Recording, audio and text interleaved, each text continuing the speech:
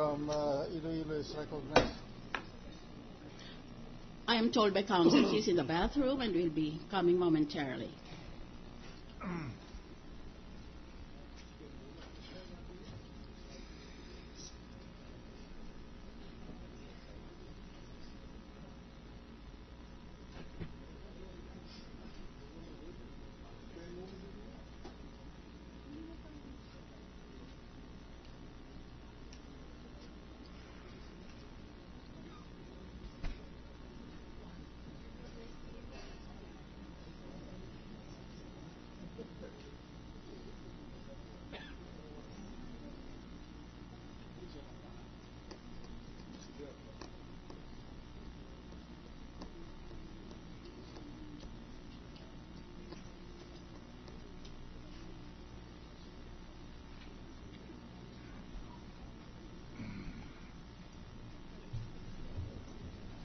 Ms. Witness, you are testifying under the same oath to tell the truth. Yes, Your Honor. Please do not be nervous. I am very practiced with witnesses who come to court for the very first time.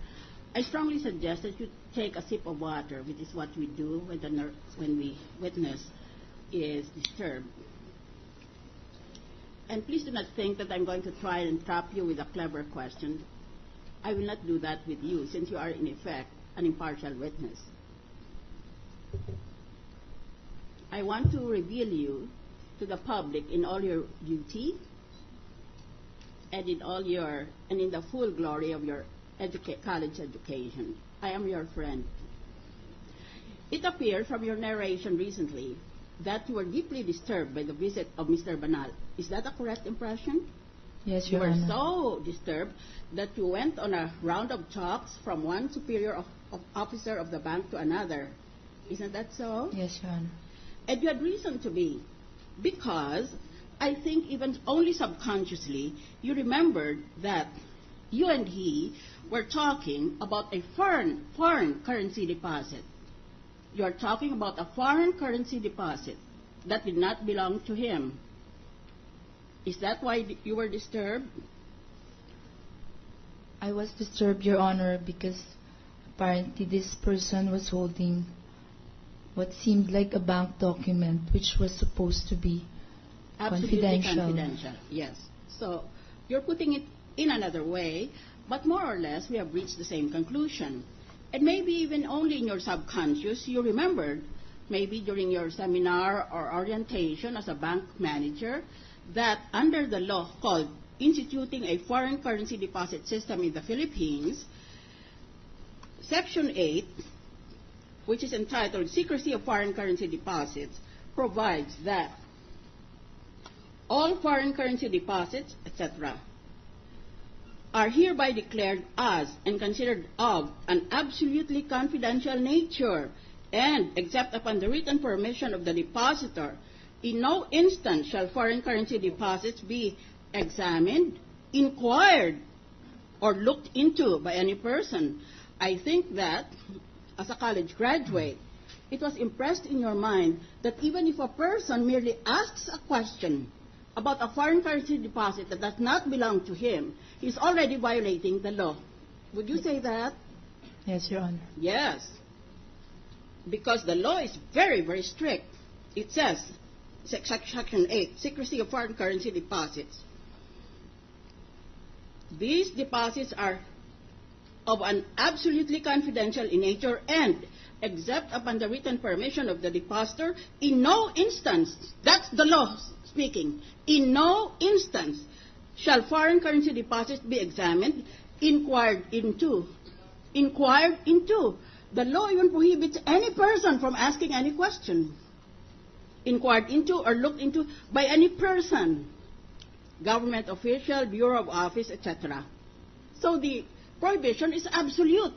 Even any ordinary person, without showing any motive or fraudulent intention, the minute he walks into a bank and asks about a foreign currency deposit from the branch manager's head should already resound with bells and whistles, because the law prohibits you not only from giving information, but even the person or the visitor from asking about it. I think that was the reason for your unease after the departure of your guest. And you were correct, because under Section 10 penal provisions, any willful violation of this act or any regulation by the Monetary Board shall subject the offender upon conviction to imprisonment of not less than 1 year nor more than 5 years or a fine.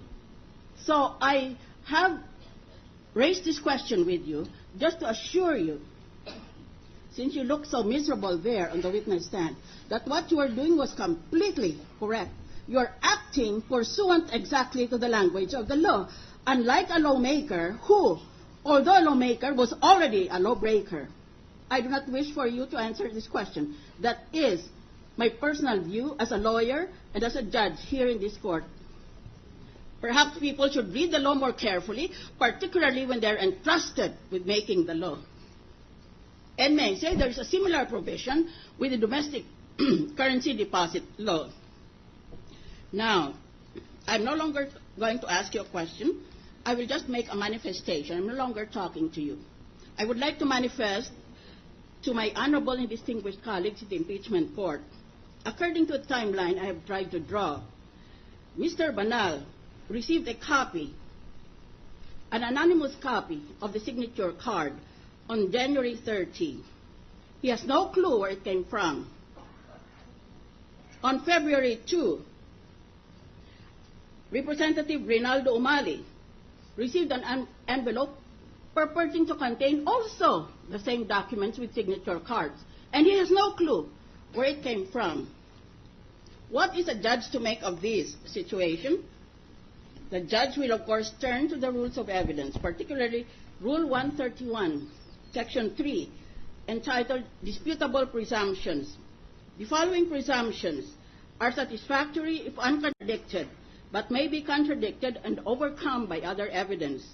A, B, C, etc. Letter J, that a person found in possession of a thing taken during the doing of a recent wrongful act is the taker and doer of the whole act. Let me repeat.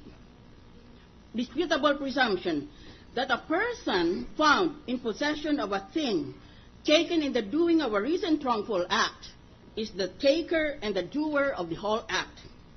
If a person is found in possession of signature cards relating to a foreign currency deposit, which the law declares to be absolutely confidential except for the written consent of the depositor, if he is found to have it in his possession, he cannot say without more, for to allege is not to prove.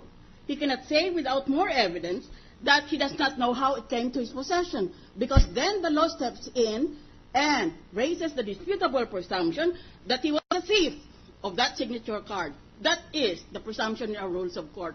Of course, it can overcome by substantial evidence, depending on the judgment of this court.